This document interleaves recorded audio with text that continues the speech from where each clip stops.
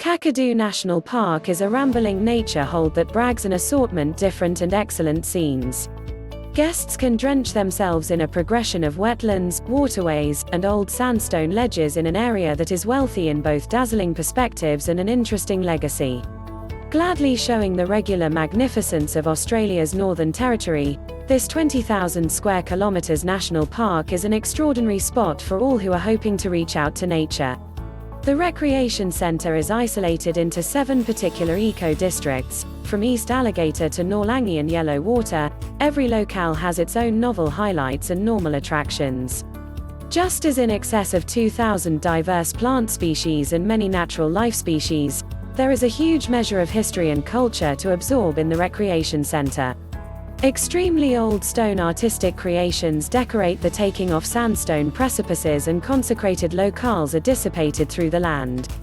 The history of Kakadu. Kakadu National Park. The travel industry Northern Territory. Kakadu National Park was first settled in April 1979. The foundation of the locale into a national park was first proposed in 1965 when a social shift was happening across Australia to perceive customary proprietors and their territory advantages.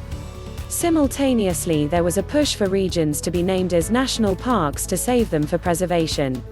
For longer than 10 years, conversations proceeded with Aboriginal people group from the space and customary proprietors about the affirmation. It was during this time that the name Kakadu was first recommended as acknowledgement of Gagaju, a nearby Aboriginal language. In 1975, the recreation centre was recorded under the National Parks and Wildlife Conservation Act 1975 and, all the more as of late in 2013, a socially rich sprinkle of forest called Koongarra was added to the recreation centre. Nonetheless, Kakadu's set of experiences stretches out back a lot farther than 1965. The neighbourhood Aboriginal individuals have been living on this land for more than 65,000 years. They moved around the recreation centre's territory because of changing seasons, and their specialty and consecrated destinations show us much how their general public worked and the manners by which they moved all through the parklands. As indicated by neighbourhood Indigenous stories, Kakadu has existed since the creation time, or the beginning, when their creation progenitors traversed the scene. The rainbow serpent cut out the scene for all animals, and Namagon began the fierce lightning storms that carries downpour to the locale each late spring. The culture of Kakadu National Park. Bininj people. Kakadu is home to the most established living society on Earth.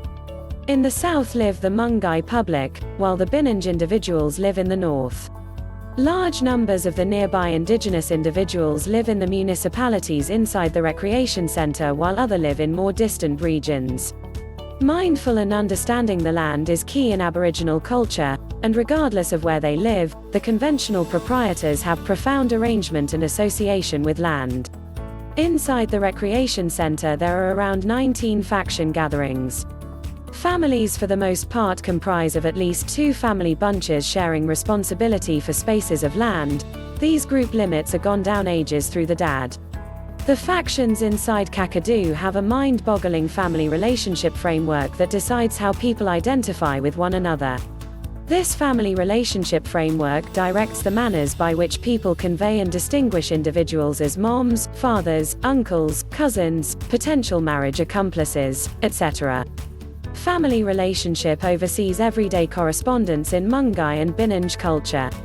Custom, duties and culture are inconceivably critical to the Aboriginal public dwelling in Kakadu. This land has been theirs for millennia, and you should regard their way of life when visiting.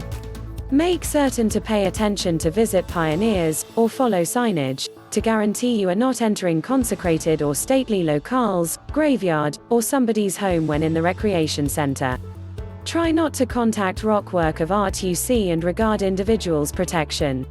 Before European settlement, 12 dialects were spoken in the Kakadu region. Today just 3 are routinely spoken.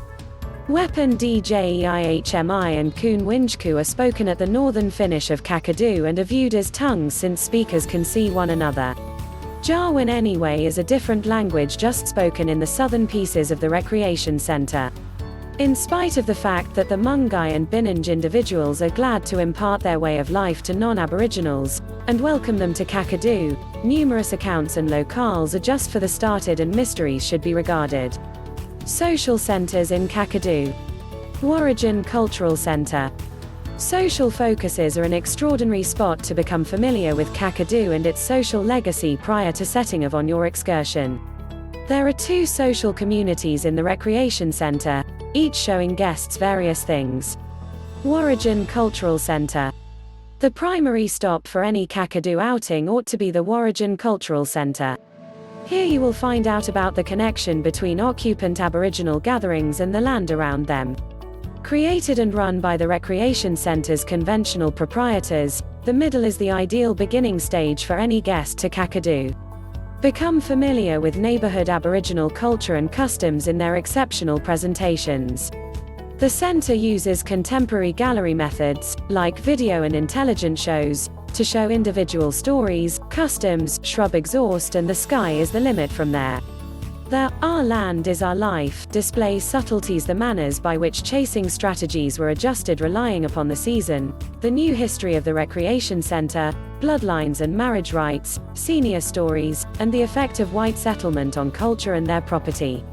In the interim, the "Come Look and Feel Our Culture" display focuses on conventional proprietors and building comprehension of association with land and their country.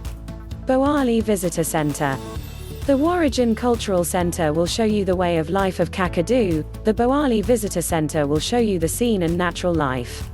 Intended to exhibit both the Aboriginal and non-Aboriginal perspectives on the recreation center, it is trusted you leave the middle with a superior agreement that we should take care of the nation of the Kakadu district. Focus staff will help you plan strolls and exercises through the recreation center, just as answer any inquiries you may have about your time in Kakadu. Plunk down and unwind with a beverage from the Anmak and Me Cafe and meander through the Marawudi Gallery, which advances Aboriginal compelling artwork structure Kakadu and encompassing areas. Hit the pools. Kakadu is famous for its determination of pretty dive pools that are ideal for chilling in. The wet season brings a bounty of water that sees falls fiercely streaming and pools flooding over. As the dry season rolls in, the pools and falls quiet to turn out to be the absolute best places to chill off in the day's heat. Jim Falls is a mainstream spot to go. These radiant falls course down from a stature of 200 meters and roar into the dive pool beneath. It's just open during the locale's dry season, and it's just reachable by 4-wheel drive, making it somewhat less swarmed than a portion of different spots in the recreation center. Twin Falls. Arranged 10 kilometers past Jim Falls, the Twin Falls are dug in the Arnhem land ledge and cast a lovely setting against the grand strolls encompassing the region. 2 enormous falls course 150 meters down the precipice face into a profound pool. During the dry season you can get directly under the falls and swim in the pool underneath. Maguk Gorge. A snorkeler's dream, Maguk Gorge is home to an energetic cluster of marine life and is effectively available for the less experienced traveler. The water is jade green, with the high chasm sides giving shade over the water. Certain swimmers can swim to the furthest side of pool where the falls stream in the dry prepare and give swimmers an extraordinary shoulder need. Gunlam Falls. Maybe the most awesome swimming spot in Kakadu, Gunlam Falls is the ideal spot to chill off in the burning warmth. At the foot of the falls is a great huge dive pool, encircled by quiet bushland. For those going through an evening, take a short move to the highest point of the cascade where you will be gobsmacked by the all-encompassing perspectives clearing across the skyline.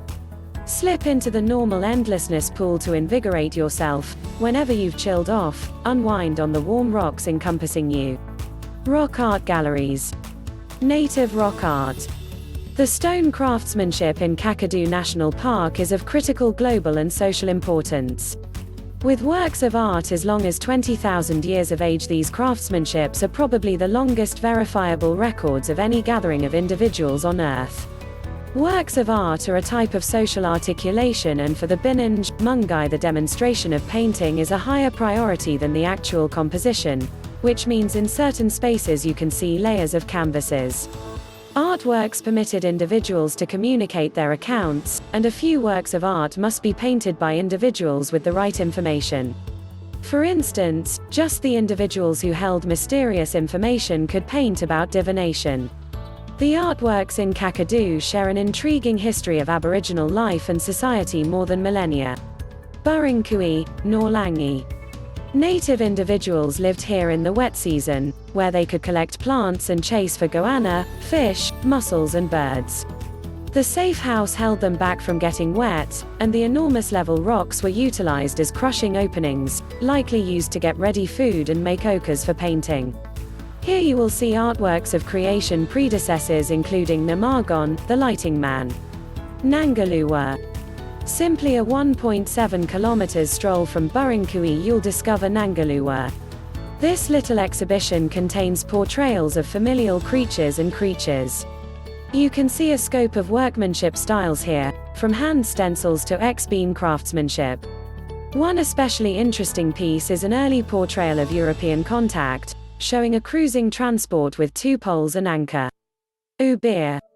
Maybe the most notable display in Kakadu, Ubirr is one reason Kakadu National Park got a double World Heritage posting for social importance. Here are fabulous instances of contact and X-beam workmanship. Moreover, a portrayal of a thylacine, Tasmanian tiger, is found here. The creature is accepted to have become wiped out on the Australian terrain 2,000 to 3,000 years prior. Creation predecessors, for example, rainbow serpent can be found here as well. Natural life in Kakadu. Saltwater crocodile. Kakadu is wealthy in local Australian natural life, including endemic and uncommon species. Across every district you will track down another arrangement of untamed life around you. Termites. Visit the 6 meters high termite hills in the Mary River region. Produced using mud and termite spit, the hills are unimaginably solid and can last as long as 60 years. Inside each hill is an organization of passages homing huge number of termites. As well as making these wonderful hills, termites additionally help different species, however, eating the dead wood in the focal point of trees and burrowing out trunks for different creatures to live in. Saltwater crocodiles. Securely see these ancient monsters on a voyage in the East Alligator River District. Growing up to 6 meters long, watch these savage animals in their regular living space, swimming and jumping from the water. Crocodiles for the most part eat fish, however have been known to eat enormous land creatures, for example, cows and bison. Moreover, make certain to watch out for any crocodile notice signs and stick to directions to guarantee you stay safe. Dark Wallaroo. This one-of-a-kind macropod is, as it's anything but, a blend between a wallaby and a kangaroo. Incredible and quick, the dark Wallaroo is consummately worked to mix in the shadows of the stone country. Living in the Stone Nation implies they depend on spinifex for food, an intense spiky grass that is toxic by most different creatures. You can frequently see these creatures around Nourlangie. Admittance to Kakadu National Park. Prior to booking your excursion to Kakadu National Park, do your exploration. Kakadu's customary proprietors perceive 6 seasons inside the recreation center. Anyway, normally the seasons are alluded to as the wet season or the dry season. A large part of the recreation center isn't available during the wet season because of flooding, so make certain to check if the regions you need to visit are open during the season you're intending to go on your outing. Kakadu National Park is Aboriginal land and has been rented to the Director of National Park. Today it is overseen by the customary proprietors in association with Parks Australia. Moreover, guests need a Kakadu pass to enter the recreation centre. You may likewise require a license to visit certain regions. Book ahead online to guarantee you can visit the regions you need to. Kakadu National Park is one of Australia's most socially rich districts. You'll always remember your visit to this really dynamite region. Absorb Indigenous culture and take in the natural quality of country Australia. There's nothing similar to Kakadu National Park any place on the planet, so don't pass up on your opportunity to visit. Thanks for watching. Bye now.